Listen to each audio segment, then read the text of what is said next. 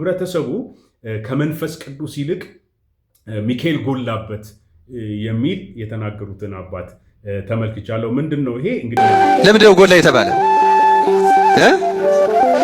መጀመሪያ ቤተክርስቲያኑ ሲተከል የመንፈስ ቅዱስ ነበር። ሰው ደግሞ የሚያውቀው ሚካኤል ነው፣ መንፈስ ቅዱስ ነው ያውቀው።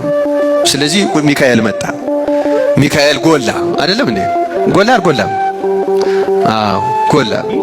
እህታችን ወንጌላዊት ጸገነት ይቅርታ ጠይቃለች። እኔ በተለይ ኦርቶዶክስን ይቅርታ ጠይቃለሁ፣ መንግስትን፣ ግለሰብን፣ ኦርቶዶክሳውያን፣ ፕሮቴስታንት፣ ሙስሊም፣ መንግስት፣ ግለሰብ በተመለከተ በእግዚአብሔር ቃል መሰረት የተግሳጽና የቁጣ መልእክት አስተላልፍ ያለው በዚህ አንድ ዓመት ውስጥ እና ነገር ግን በዚህ ሁሉ መሃል ዛሬ ማድረግ የምፈልገው ነገር ምንድን ነው? ይቅርታ ጠይቃለሁ። ጸገነት ደገፉ የምትባል ሴት አይ ቲንክ ወንጌላዊት ትላለች። እኔ የትኛው መጽሐፍ ቅዱስ ላይ ሴት ወንጌላዊ እንደታየ አላውቅም። ራሷን ወንጌላዊ ነው ብላ ነው የምትጠራ። እድሜዋ ትልቅ ነው። ኑሮዋ በጣም በምቾት የተሞላ ነው። አካፍ ላይ የምታውቅ አይመስለኝም። ከተሳሳትኩኝ እግዚአብሔር የሆኑ ሰዎች በጌታ በኢየሱስ ክርስቶስ አምነው የዳኑ ሰዎች ብሶባቸው ስመለከት እጅግ በጣም ያሳዝነኛልና ነገሮችን ሰከን ብለን ማየት ብንችል፣ በጣም ብንታገስ፣ ከማውራታችን ከመናገራችን በፊት አስቀድመን መታገስ ብንችል፣ ራሳችንን ብንገዛ። እንግዲህ ራስን መግዛት አንዱ የመንፈስ ፍሬ እንደሆነ መጽሐፍ ቅዱሳችን በገላትያ መጽሐፍ ላይ ይነግረናል። እንደ ጎደላችሁ ማመን ካልቻላችሁ ከናንተ የሚሻል ሰው እንዲመጣ በር አትከፍቱ። አሁን የተቸገርነው ይሄ ጉድለት እንዳለ የሚያምን ካህን የለንም። ውዳሴ ማርያም ብቻው መሸምደድ የእምነቱን ጽንሰ ሐሳብ አያሳውቅም። ሁሉም እንደ ዘመን ሊጠፋ፣ ሁሉም እንደ ዘመን ሊያልፍ፣ ጌታ በኢየሱስ የጸና ሲሆን ሊገባ ነው ሊያልፍ ነው።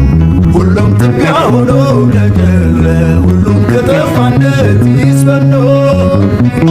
ታዲያ ለክርስቲያን አይሻልም ወይ መኖሩ በኢየሱስ ተማምኖ? ሰላም ቅዱሳን የእግዚአብሔር ቤተሰቦች እንደምን ቆያችሁልኝ? የእግዚአብሔር ፍቅር የልጁም የኢየሱስ ክርስቶስ ጸጋና ሰላም ከሁላችን ጋር አይሁን። ሁልጊዜ እንደማነሳው ያልጠፋ ነው ከእግዚአብሔር ምሕረት የተነሳ ነው። ርኅራኄዋ ያልቅምና ማለዳ ማለዳ አዲስ ነው።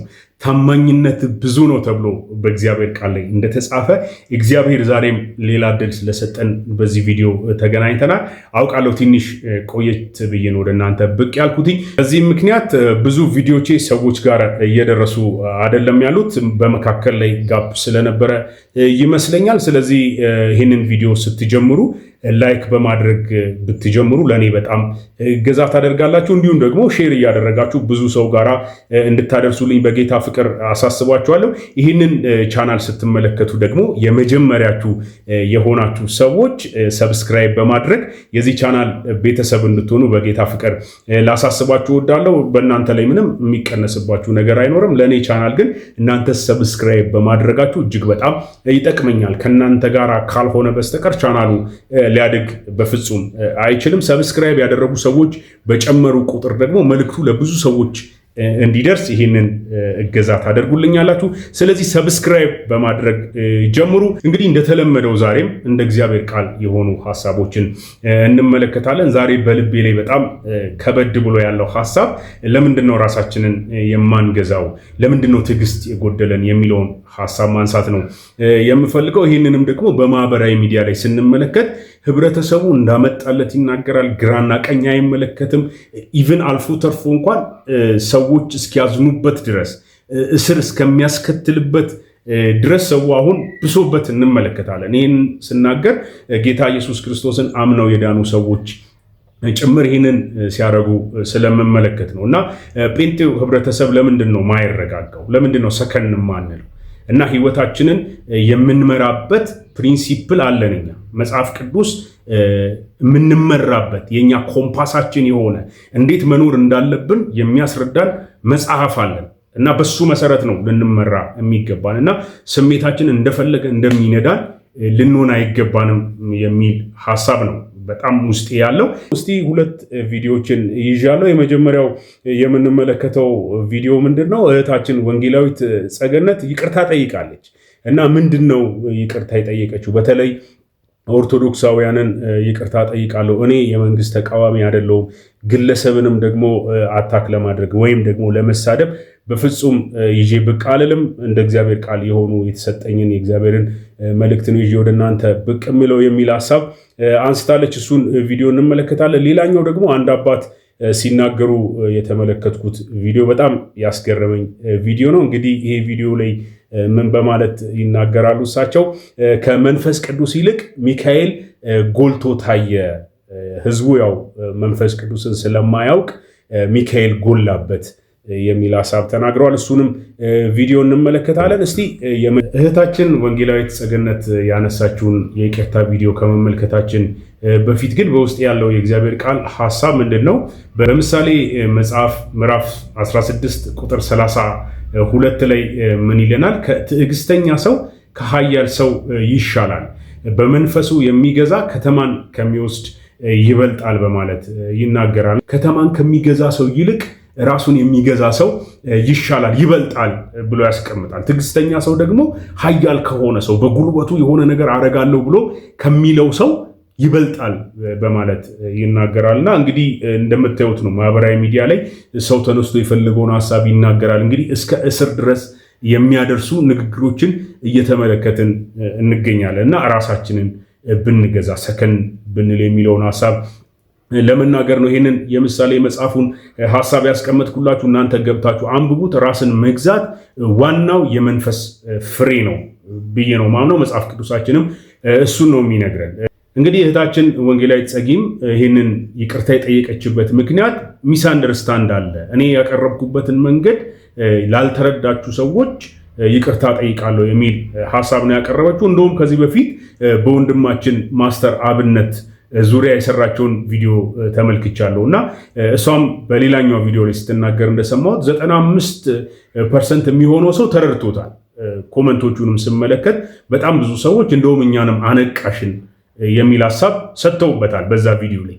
ግን የተወሰኑቱ ግን ቪዲዮ የሰሩበትን ተመልክቻለሁ እና አንዳንዶች በቃ በጣም የማይገናኝ ነገር ነው ያስቀመጡት። እንደውም አንድ ምን ስትል ተመልክቻለሁኝ፣ ማስተር አብነት ኢየሱስ ክርስቶስን ስላሳየ እግዚአብሔር ቀጥቶት ነው ብላ ተናገረች ወንጌላዊቷ የሚል ሀሳብ አነሳች እና ሙሉ ቪዲዮውን ብንመለከት ያንን ከመናገራችን በፊት ሌላም ወንድሜ አሁን እዚህ ጋር በቪዲዮ ላይ ማሳያችሁ በጣም ያስገረመኝን አስተያየት ሲሰጥ ተመልክቻለሁ። እስቲ እሱን ቪዲዮ እንመልከተውና ከዛ በኋላ የእሷን ይቅርታ ማሰማችሁ ይሆናል። የትኛው መጽሐፍ ቅዱስ ላይ ሴት ወንጌላዊ እንደታየ አላውቅም።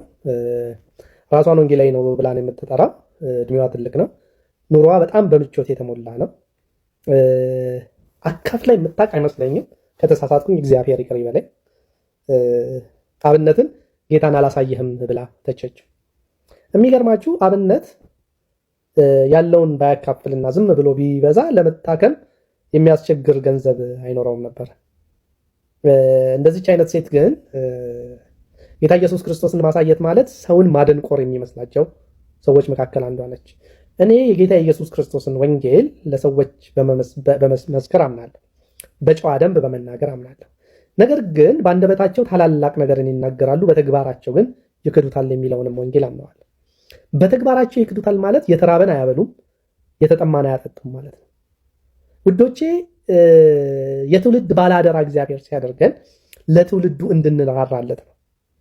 የትውልድ መጋቢዎች እንድንሆን ነው እንጂ ዝም ብለን ኢየሱስ ያድናል እያለን እየተናገርን ጊዜያችንን እንድንፈጅ አይደለም። አንድ ሰው እሷ ደልቷት ነው የምትኖረው፣ አብነትን መናገር ድፍረት የላትም ብሎ በውስጥ ጻፈልኝ። ባይዘው ብዙ ደብዳቤዎች፣ ብዙ ኢንቦክሶች ይደርሱኛል። ግን የሚገርማችሁ ጌታ ኢየሱስ ክርስቶስም ተርቤ አላበላችሁኝም፣ ተጠምቼ አላጠጣችሁኝም፣ ታርጄ አላለበሳችሁኝም ብሎ ነው ነጩ ዙፋን በመጣ ጊዜ የሚፈርደው። ወንጌል ተግባራዊም ነው። ወንጌል አፋዊ ብቻ አይደለም። ይህች ሴትዮ መጽሐፍ ቅዱስ አንብባ አታውቅም የምላችሁ ሐዋርያው ጳውሎስ ሊሞት ሲል ያለው ምንድነው? በእነዚህ እጆቼ እየሰራሁኝ መብላት የማይችሉትን እንዳበላው እናንተ ምስክሮች ናቸው። ኢየሱስ በወንጌል ውስጥ ለድሆች ሲያዝን ሲያበላ እንመለከተዋለን። ሄርሜኔቲክስ እንኳን ያልተማረች ሴት እንዴት መተርጎም እንዳለባት የማይገባት ለሚበላ ምግብ አትስሩ ብላ አብነት ለሚበላ ምግብ ነው የሚሰራው ብላ ስትናገር ሀፍረት የሌለባት፣ ከዛ እንደ እግዚአብሔር ሰው ነግራችኋለሁ ብላ በድፍረት የምትናገር ሴት ነች። ይልቁኑ ንስሐ ግቢ። ቅድም በምክንያት ነው። ለምንድን ነው ጴንጤው በጣም ስሜታዊ የሆነው? ለምንድን ነው ራሱን የማይገዛው የሚለውን ሀሳብ ሳነሳ በምክንያት ነው። እና በቃ አገኘን ብለን ዝም ብለን ተነስተን ሀሳብ ከመስጠታችን በፊት የመጀመሪያ ሙሉን ቪዲዮ መመልከት ይኖርብናል። ሲቀጥል ደግሞ ያ የተናገረው ሰው በምን ሁኔታ ላይ ሆኖ ነው የተናገረው፣ ማን ነውስ የሚለውን ነገር ማየት አለብን ብዬ አስባለሁ። እንግዲህ 3 ነገሮችን በዋናነት ላንሳ ይሄ ወንድማችን የተናገረው ሀሳብ ላይ። የመጀመሪያው ነገር አካፍላ የምታውቅ አይመስለኝም የሚል ሀሳብ ተናግሯል። ሲቀጥል ደግሞ ሄርሜኔቲክስ ያልተማረች ሴት ይልና ከዛ ሲቀጥል መጽሐፍ ቅዱስ አንብባ አታውቅም በማለት አንስቷል። ይህንን ያለበት ምክንያት የዮሐንስ ወንጌል ምዕራፍ 6 ቁጥር 27ን ነው የጠቀሰችው እና በጣም ግልጽ ነው፣ ትረዱታላችሁ ብዬ አስባለሁ። ሄርሜኔቲክስ አልተማረችም ያለበት ምክንያት ይህንን ክፍል የፈታችው ትክክል ባልሆነ መንገድ ነው ለማለት እንዳሰበ ይመስለኛል። እንግዲህ አካፍላ አታውቅም ካለ በኋላ ደግሞ እንግዲህ እሱን አላውቅም እግዚአብሔር ይቅር ይበለኝ በማለት ተናግሯል። አላውቃትም ብሎም ደግሞ መጀመሪያ ላይ ተናግሯል። በዋናነት ደግሞ ያነሳው ነገር ምንድን ነው? እሷ በምቾት ነው የምትኖረው ብሎ አንድ ወንድም ልኮልኛል ብሎ እንደሰማችሁት እሱን አስቀምጠዋልና በመሰረቱ በምቾት መኖሯ ትክክል ያልሆነውንና ትክክል የሆነውን ነገር አስተያየት ከመስጠት ያግዳል ብዬ አላስብም። ማለት ሰው በምቾት መኖሩ እኮ ምንም ኃጢአት አይደለም። በምቾት ኖሮ ግን እንደ እግዚአብሔር ቃል ካልኖረ ነው ስተቱ ብዬ ነው አስበው። ወደዚህኛው ሐሳብ ግን ስንመለስ ሄርሜኔቲክስን አልተማረችም የሚል ሐሳብ ያነሳበት ምክንያት ለሚበላ ምግብ አትስሩ የሚል ሐሳብ አንስታለች እና ለወንድማችን ማስተር አብነት ያስተላለፈችውን ቪዲዮ እኔ ሙሉን ተመልክቻለሁ። ያስተላለፈችው ሐሳብ ምንድን ነው? እኔን በኢንቦክስ አናግሮኝ ነበረ። ሲያናግረኝ እኔ ምረዳ ለድሆች ምግብ ስትሰጣቸው ከምሰጥ ብር ላይ ቀንሰ አንዳንድ መጽሐፍ ቅዱስ ገዝታ አብረ መጽሐፍ ቅዱስ ከሰጣቸው ጭምር ነው ብዬ አልኩት። እሱን ማድረግ አልችልም፣ ከተለያዩ ሃይማኖቶች ስለሆነ ሰዎች የሚረዱት እና እኔ እሱን ማድረግ አልችልም አለኝ። ስለዚህ ለምን አንተ ጴንጤ ከሆንክ በጌታ በኢየሱስ ክርስቶስ የምታምን ከሆነ ለሚበላ ምግብ ብቻ መስራት የለብህም። ሰዎቹ የሚበላው ምግብ ካገኙ በኋላ የዘላለም ሕይወት የማያገኙ ከሆነ ኪሳራ ነው። ስለዚህ የበሉት ወዲያው ይረሱታል። እና እንደውም ይህንን ጥቅስ የጠቀሰችበት ምክንያት እነዚህ ጌታ ኢየሱስ ክርስቶስ ይህንን ያላቸው ሰዎች ሁለት ዓሣና 5 እንጀራ ባርኮ ካበላቸው በኋላ በሚቀጥለው ጊዜ አፈላልገው አገኙት ይለናል። ክፍሉ ያንን ነው የሚናገረው። አፈላልገው ሲያገኙ እውነት እላቸዋለሁ የተከተላችሁኝ የሚበላ ምግብ ስለበላችሁ ነው ብሎ ተናገራቸው ይላል ጌታ ኢየሱስ ክርስቶስ። ከዛ በኋላ ለሚበላ ምግብ አትስሩ ሲላቸው እንደውም ክፍሉን ብናነበው ምንድነው የሚለን? ኢየሱስም መልሶ እውነት እላቸዋለሁ የምትፈልጉኝ እንጀራ ስለበላችሁ ስለጠጣችሁ እንጂ ምልክት ስላያችሁ አይደለም። ስለዚህ ወንድሜ ማስተር አብነት እነዚህ ሰዎች የሚከተሉ አንተን የሚያደንቁ አንተን እንትን የሚያደርጉት የሚበላ ምግብ ስለበሉ ነው እና የዘላለም ሕይወትም አብሮ ሊኖራቸው ይገባል እና አንድ ቀን ኢየሱስ ብለህ ብትላቸው ላይከተሉም ይችላሉ ብላ እንደውም ለኦዲየንሱ ያስተላለፈችው ነገር ምንድነው? ማስተር አብነትን ከነ ኢየሱስ ውደዱት እና እሱ የኢየሱስ ስለሆነ ከኢየሱስ ጭምር ውደዱት የሚል ሐሳብም አብራ ተናግራለች። እና ይሄ ሄርሜኔቲክስ አልተማረችም አያስብልም። ክፍሉት እሷ እንዳለችው የተተረጎመ እንደሆነ እንረዳለን። እና ከዛ ቀጥሎ ምንድነው? ለሚጠፋ መብል አትስሩ፣ ነገር ግን ለዘላለም ሕይወት ለሚሆን መብል የሰው ልጅ ለሚሰጣችሁ ስሩ፣ እርሱን እግዚአብሔር አብ አትሞታልና አላቸው ይለናል። ከዛ ቀጥሎ ቁጥር 28 ላይ እንግዲህ የእግዚአብሔር ሥራ እንድንሰራ ምን እናድርግ አሉት ይላል። እነዚህ ሰዎች መፍትሄ ጠየቁ። ከዛ ጌታ ኢየሱስ የመለሰላቸው ነው በጣም ቁልፍ ብዬ ማስበው። እንደዚህ ይላል፣ ኢየሱስም መልሶ ይህ የእግዚአብሔር ሥራ እርሱ በላከው እንድታምኑ ነው አላቸው ይላል። ስለዚህ ወንድማችን ማስተር አብነት አብሮ አያይዞ ወንጌልን ቢነግራቸው እነዚህ ሰዎች ከመብል ለስጋዊ ፍላጎታቸው ኒዳቸው ካገኙት ባሻገር ደግሞ የዘላለም ሕይወት ለነፍሳቸው የሚሆን ነገር ያገኛሉ።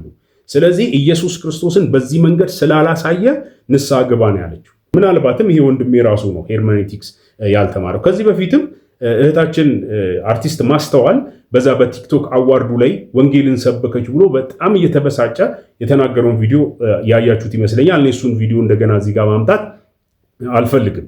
በቃ በፍጹም እዛ መድረክ ላይ ኢየሱስ ክርስቶስን መስበክ የለባትም ብሎ ከተከራከሩ ሰዎች መካከል አንዱ ነው እና ሌላው ያነሳው ነገር በሴት ወንጌላዊት ተብሎ በመጽሐፍ ቅዱስ የተጠቀሰ አላየሁኝም እያለ ነው። እንግዲህ የሴትን አገልግሎት ከማይቀበሉ ሰዎች እንደሆነ ያሳየናል እና በመጽሐፍ ቅዱሳችን በአዲስ ኪዳን ሴት ነቢያቶች ተገልጠው እንደነበሩ እሱን ይነግረናል መጽሐፍ ቅዱስ። እንግዲህ ሄርሜኔቲክስ ካጠና ይሄ ወንድማችን ወይም ደግሞ መጽሐፍ ቅዱስን በጣም አነባለሁ ካለ እሱንም አብሮ ማንበብ እንዳለበት ይመስለኛል እና በጣም ስሜታዊ ሆነን ምላሽ እንሰጣለን። ግን እስቲ ወደ መጀመሪያ ወደ ተነሳውበት ሐሳብ ልመለስና እህታችን ወንጌላዊት ጸገነት ታዲያ ለምንድን ነው ይቅርታ የጠየቀችው የሚለውን እሱን ቪዲዮ ላስደምጣችሁ። ዛሬ ማድረግ የምፈልገው ነገር ምንድን ነው? ይቅርታ ጠይቃለሁ። ምናልባት በመልእክቴ በግል ወስዳችሁት በተለየ ነገር ተረድታችሁት ቅር ያላችሁ ሰዎች ካላችሁ በዚህ በአንደኛ ዓመት ልደቴ ላይ ቆሜ ይቅርታ ጠይቃችኋለሁ። በተለይ ኦርቶዶክሳውያን እህቶቼ፣ ወንድሞቼ፣ ቤተሰቦቼ ሁሉ ኦርቶዶክሳውያን ናቸው። ባለቤቴም ኦርቶዶክስ ነው እና ይሄ ከማንም ጋር የሚገናኝ አይደለም የኔ አገልግሎትና ቅር የተሰኛችሁ ካላችሁ ይቅርታ ጠይቃለሁ። እኔ መንግስትም ተቃዋሚ አይደለሁም።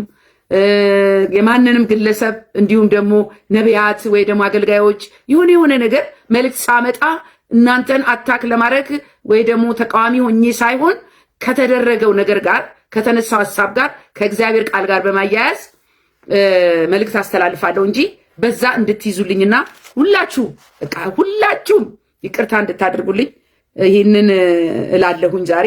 እኔ እግዚአብሔር የሰጠኝ መልእክት ግሳጼ ነው። ስለዚህ እገስጻለሁኝ። ልክ ያልሆነ እንደ እግዚአብሔር ቃል ያልሆነ ሐሳብ ስመለከት በፍጹም ዝም አልልም እና በዚያ አቅጣጫም እግዚአብሔር እንድናገር የሰጠኝን መልእክት በግልጽ አስተላልፋለሁ በማለት ተናግራለች። ግን ደግሞ አያይዛ የተናገረችው መልእክት ሁላችንም ልብ ልንለው የሚገባ ከወንጌል አርበኝነት ጋር ተያይዞ ደግሞ ሁላችንም ልንሰራው የሚገባውን ስራ አስተዋውቃለች። እሱም ምንድን ነው? እንግዲህ ወንጌልን አብራችሁ ልትሰሩ የምትፈልጉ ሰዎች ሁሉ ኮንታክት አድርጉኝ።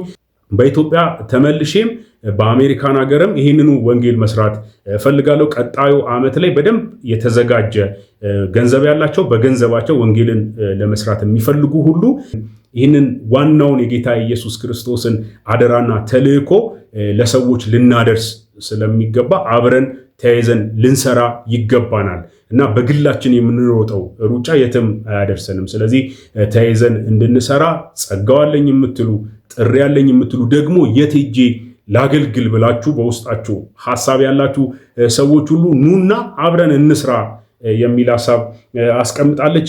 ለዚህ ራእይ ጥሪ ያለኝ የምትሉ አብረን እንሰራለን የምትሉ የቆረጣችሁ በግላችሁ ሆናችሁ እንደኔ በእግዚአብሔር ፊት ሰው ስጠኝ ስትሉ የነበራችሁ በቃ ሬዲ ነኝ የምትሉ መሰጠት ያላችሁ ጊዜ ያላችሁ ጥማት ያላችሁ ጸጋ ያላችሁ አብረን እንሰራለን ይህንን ወንጌል። ወደ ተለያዩ ክልሎች በመሄድ እሷ በአሜሪካን ሀገር እንደምታደርገው የተለያዩ ስቴቶች ላይ እየሄደች ቤተክርስቲያናትን እያስተባበረች ቤተክርስቲያናቱ እንግዲህ በወንጌል ስርጭት የሚያገለግሉ ወንጌላዊ የሆኑ ሰዎችን ያቀርባሉ። ከዛ እሷ ያንን እያስተባበረች የተለያዩ ከተሞች ላይ በመሄድ ወንጌል ስርጭት ያደርጋሉ። ከዛ ጌታን የተቀበሉ ሰዎችን ደግሞ በአካባቢያቸው እንዲታቀፉና ወደ ቤተክርስቲያን ሄደው የደህንነት ትምህርት እንዲማሩ እንዲጠመቁም ያንን በማድረግ ታገለግላለች። ስለዚህ እዚህ ሀገራችን ላይም እንደዚሁ አይነት ሐሳብ ያላችሁ ገንዘብም ደግሞ ያላችሁ ወንጌልን ለመደገፍ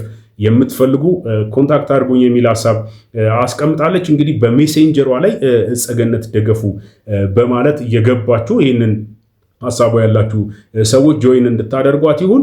እንዲሁም ደግሞ ዩቲዩብ ቻናሏን ያልተቀላቀላችሁ አስታውሳለሁ። ዩቲዩብ ቻናሏን እንደከፈተች አካባቢ የዛሬ ዓመት አካባቢ ላይ እኔ ቻናል ላይ አስተዋውቅ ያለው ከኔ ጋር አብራ ትሰራለች እና የዩቲዩብ ቻናሏ ወንጌል ለዓለም ሁሉ በሚል በአማርኛ እንዲሁም ደግሞ በእንግሊዝኛ ለሚቀናችሁ ሰዎች ጸገነት ሰጊ በማለት ሰርች ስታደርጉ ቻናሉ ይመጣላችኋል። እሱ ቻናሉን በመቀላቀል እዛ ላይ ያስተላለፈችውን መልእክት በመመልከት እንግዲህ ጆይን እያደረጋችሁ የእግዚአብሔርን ስራ ልንሰራ ያስፈልገናል። ወንጌል ሊሰራ የሚገባበት ዘመን ላይ ነው አሁን ያለ የመጨረሻው መጨረሻ ላይ እንደሆንን በጣም ብዙ ሰዎች ያነሳሉ። መጽሐፍ ቅዱሳችንም የተናገረው ትንቢት እየተፈጸመ የመጨረሻው የጌታ መምጣት ብቻ እንደቀረ እየተመለከትን ነው ያለነው። ስለዚህ ነው ለሚበላ ምግብ ብቻ አትስሩ በማለት ጌታ ኢየሱስ ክርስቶስ የተናገረው። እና ልትሰሩ የሚገባችሁ ነገር ምንድነው አለ? በጌታ በኢየሱስ ክርስቶስ በማመን የሚገኘውን ወንጌል ላይ እንድንሰራ ነው ጌታ ኢየሱስ ክርስቶስ ያበረታታው። እና የሰው ልጅ አምነው እንዲቀበሉ ሰዎች የግድ ያስፈልጋል። እና ይህንን ጥሪ ልናደርግ ያስፈልጋል። የመጨረሻው ቪዲዮ ደግሞ የምንመለከተው እንግዲህ ጎላ ሚካኤልን የተናገሩ አባት አሉ። ከመንፈስ ቅዱስ ይልቅ እንዴት ነው ታዲያ ሚካኤል የጎላው የሚለው እሳቸው በወቀሳ መልክ ያስቀመጡት ቪዲዮ ነው። ስለዚህ እንዴት ሚካኤል ከመንፈስ ቅዱስ እንደጎላ የተናገሩበትን ቪዲዮ ነው የምጋብዛችሁ። እስቲ እንመልከተው። ህዝቡም ስላልተማረ ስላላስተማር ነው። እዚህ እኮ ወረድ ስንል ከተክለ ሃይማኖት ብቻ የተሻለው አጥቢያ ማን ነው የሚባለው? ማን? ሚካኤል። ለምንድን ነው ጎላ የተባለ? መጀመሪያ ቤተክርስቲያኑ ሲተከል የመንፈስ ቅዱስ ነበረ። ሰው ደግሞ የሚያውቀው ሚካኤልን ነው፣ መንፈስ ቅዱስን ያውቀው። ስለዚህ ሚካኤል መጣ፣ ሚካኤል ጎላ። አይደለም እንዴ? ጎላ አልጎላም? አዎ ጎላ። እና ተተው ህዝቡ ስላልተማረ ነው። ተያይዘን ነው የምንጠየቀው በነገራችን ላይ። ምክንያቱም መሪው አሁን ገንዘብ ነው። መሪው የማንኛው ነገር መሪ ጥቅምና ገንዘብ ነው ማለት ነው። አሁን አርሴማ ለምንድን ነው የተፈለገችው? 1700 ዓመት የኖረች ሰማዕት ናት አይደለም እንዴ? በሆነ ምክንያት መታወቅ ስትጀምር ደግሞ ደብሩ ሁሉ አርሴማ አርሴማ አርሴማ። አሁን ምልጃዋ ዛሬ ተገልጦ ነው እንዴ? ፈልገውና ሁላችንም ተጠያቂዎች ነን እኛ ስላላስተማርን ነው በማለት አጥብቀው አበክረው ተናግረዋል። ስለዚህ እኚህን አባት ደግሞ መስማት ይጠቅማል ብዬ አስባለሁ። ቅዱስ ያሬድ እኮ መጀመሪያ እናቱን ነው ያወቀው፣ ብሉዩን ሐዲሱን አውቆ ከዛ እኮ ነው እያወጣ የዘመረልን። የመጨረሻውን ዕውቀት የመጀመሪያ እናደርገዋለን እኛ። አሁን ድጓ ማለት፣ ሰዓታት ማለት፣ ቅዳሴ ማለት ሀልወተ እግዚአብሔርን በትክክል የተረዱ ሰዎች የሚዘምሩት ዝማሬ ነው። ሌላ እንዳይመስላችሁ። በቅጡ ክርስቲያን ሳንሆን ዘማሪዎች ነን እኛ፣ አመልጣኞች ነን። ስለዚህ አሁን የኛ ተማሪዎች የናንተ ተማሪዎች እኔና እናንተ በመጣንበት በዚሁ መንገድ መሄድ አለባቸው ወይ? ዜማውን ይማሩ ሰየ፣ አቋቋሙን ይማሩ ሰየ፣ ቅዳሴውን ያዚሙ ሰየ። ግን መሰረተ እምነቱን ክርስቲያን ማለት እንዲህ ነው፣ ኦርቶዶክስ ማለት እንዲህ ነው፣ ተዋህዶ ማለት እንዲህ ነው፣ ምስጢረ ሥላሴ ሥላሴ ስንል እንዲህ ማለታችን ነው፣ ስጋዌ ስንል እንደዚህ ማለታችን ነው ብለን ካላስረዳናቸው ክርስቲያን አይሆኑም። የኦርቶዶክስ እምነት ተከታዮች ለሆኑ የራሳቸው መምህር የሆኑ አባት ናቸው ይህንን መልእክት ያስተላለፉት። ስለዚህ ቅዱስ ያሬድ አስቀድሞ ዋናውን ከተማረ በኋላ ነው ሌሎቹን ነገሮች ያስከተለው። ዋናው ሲሉ አዲስንና ብሉይን ካጠና በኋላ ከዛ ውስጥ ነው አውጥቶ ዝማሬ ያቀረበልን የሚል ሐሳብ ተናግረዋል። ስለዚህ እኛም ስናነሳ የነበረው ነገር ደጋግመንም የምናነሳው ይህንኑ ሰው መጀመሪያ መጽሐፍ ቅዱስን ጠንቅቆ ማወቅ አለበት የሚል ሐሳብ ነው እሳቸው የሚያነሱት። ይህንን ነው እኔም ማንሳት የምፈልገው። እንግዲህ እስካሁኑ ሰዓት ድረስ አብራችሁኝ ስለቆያችሁ እጅግ በጣም አመሰግናለሁኝ። በሌላ ሐሳብ በሌላ ቪዲዮ እስክንገናኝ ሰላም ቆዩልኝ። ሰላማችሁ ይብዛ። ሁሉም እንደ ዘበት ሊጠፋ ሁሉም እንደ ዘበት ሊያልፈው ጌታ በኢየሱስ የጸና ሲሆን ሊገባ ነው ሊያልፍ ነው። ሁሉም ትቢያ ሆኖ ለቀረ ሁሉም ከጠፋነት ይስፈኖ ታዲያ ለክርስቲያን አይሻልም ወይ መኖሩ በኢየሱስ ተማምኖ?